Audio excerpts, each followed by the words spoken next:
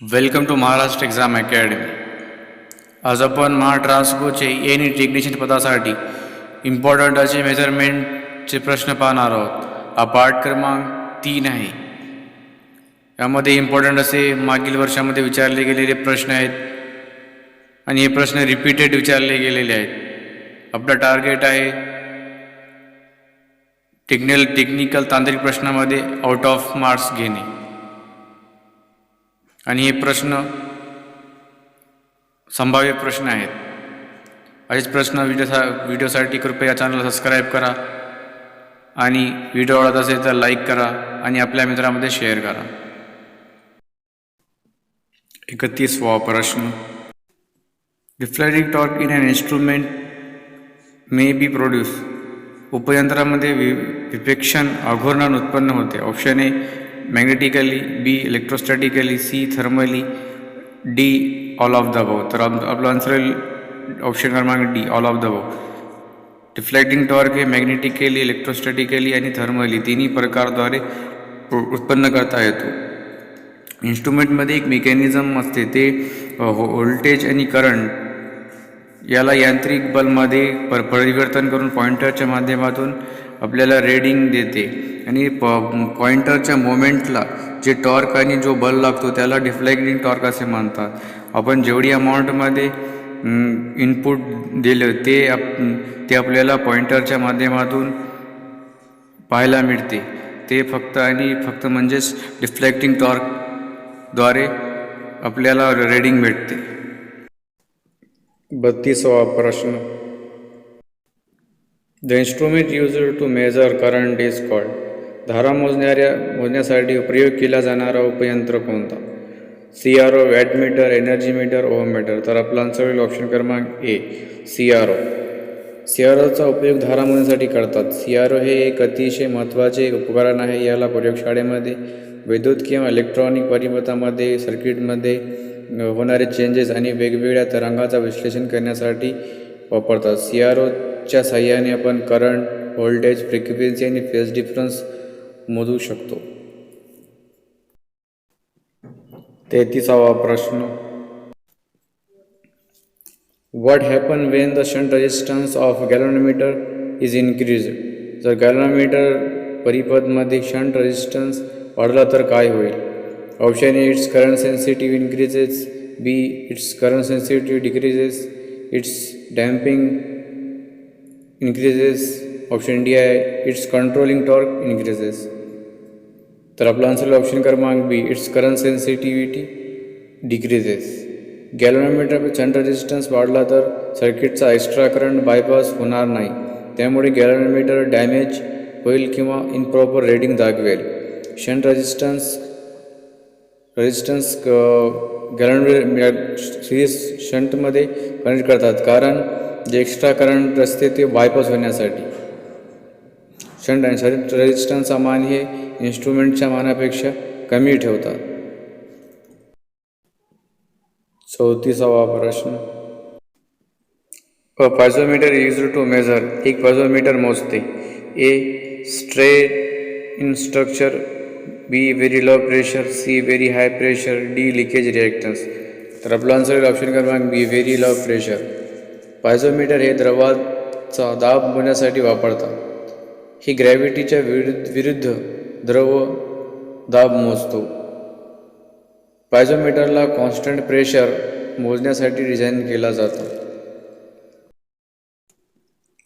35वा प्रश्न. Thermistor is employed for measurement of. Thermistor मोजण्यासाठी वापरतात. Option A linear displacement, B acceleration, C pressure, D temperature. तर आपलं answer होईल ऑप्शन क्रमांक डी टेम्परेचर, तापमान. थर्मिस्टर हे एक प्रकारचा रेजिस्टन्स असते याचा रेजिस्टन्स तापमानावर निर्भर करते. याचा उपयोग टेम्परेचर मोजण्यासाठी करतात. याला व्होल्टेज रेग्युलेटर, व्हॅक्यूम कंट्रोलर आणि टाईम डिले किंवा सर्किट प्रोटेक्शन अशा उपकरणामध्ये यूज करतात. 36वा प्रश्न. Voltmeter sensitivity is defined by. Voltmeter सेन्सिटिव्हिटीला परिभाषित करते. Option A volt per meter, option B आहे volt per ohm square, option C आहे ohm per volt, option D आहे ओहम व्होल्ट स्क्वेअर. तर आपला आन्सर होईल ऑप्शन क्रमांक सी, ओहम पर व्होल्ट. व्होल्टमीटरची सेन्सिटिव्हिटीला ओहम पर व्होल्ट असे यामध्ये मोजले जाते आणि याला ॲम्पियर इनव्हर्स असे पण म्हणतात. व्होल्टमीटर सेन्सिटिव्हिटी उच्च ठेवण्यासाठी स्प्रिंग कॉन्स्टंटचा मान कमी ठेवतात आणि इलेक्ट्रिक कॉन्स्टंटचा मान जास्त ठेवतात, अधिक ठेवतात. 37वा प्रश्न. Clamp on ammeter used for measurement. Clamp on ॲमीटरचा उपयोग निम्न साठी केला जातो. Option A large alternating current, B small direct current, C small alternating current, D large direct current. तर आपला आन्सर ऑप्शन क्रमांक A, large alternating current. Clamp on ammeter हे एक प्रकारचं ॲमीटर असते.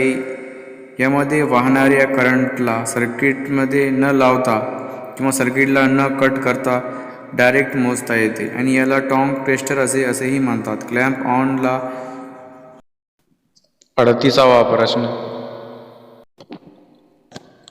Which of the following is not component of CRO.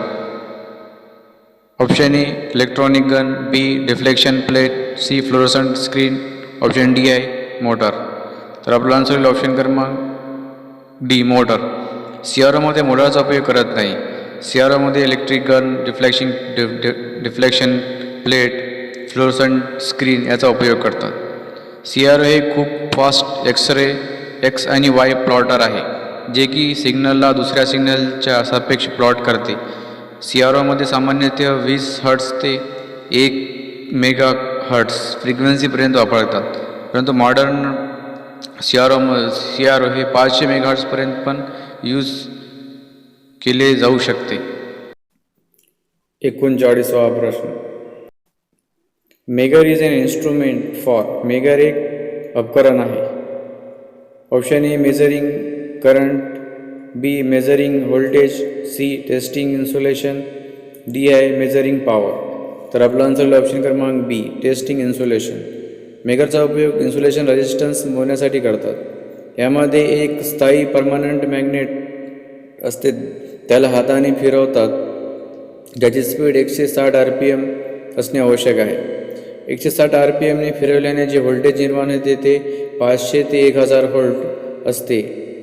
तो moving कॉइलच्या साह्याने स्केलच्या मदतीने इन्सुलेशन रेजिस्टन्स प्रदर्शित करते आणि इन्सुलेशन रेजिस्टन्स हे मेगा ओहममध्ये असते. 40वा प्रश्न. In a dynamometer type wattmeter which of the coil is split into 2 parts. Dynamometer प्रकारच्या वॅटमीटरमध्ये कोणती कुंडली 2 भागात विभागली जाते. Option A pressure coil, B current coil, C both pressure and current coil, D आहे नन ऑफ दिस. तर आपला आन्सर होईल ऑप्शन क्रमांक बी, करंट कॉइल. डायनामोमीटरमध्ये करंट कॉइल हे 2 भागामध्ये विभागलेली असते. 41वा प्रश्न. The pressure coil of energy meter is. एक एनर्जी मीटरची प्रेशर कॉइल असते. Purely resistive, B pure inductive, C highly resistive, D highly inductive. तर आपला आन्सर ऑप्शन क्रमांक डी, हायली इंडक्टिव्ह. एनर्जी मीटरची कॉइल हायली इंडक्टिव्ह असते. आणि जर आपल्याला वॅटमीटरची विचारले तर वॅटमीटरची कॉइल हायली रेजिस्टिव्ह असते. एनर्जी मीटरची पोटेन्शियल कॉइल हायली इंडक्टिव्ह असते, त्यामुळे व्होल्टेज आणि करंट हे 90 डिग्रीने लॅग करते, त्यामुळे मीटरमध्ये होणारे लॉसेस पण कमी होतात. 42वा प्रश्न. The energy meter installed at resident charge the consumer for use of. घरामध्ये लावलेला एनर्जी मीटर उपभोक्ताकडून कोणता शुल्क उचलतो.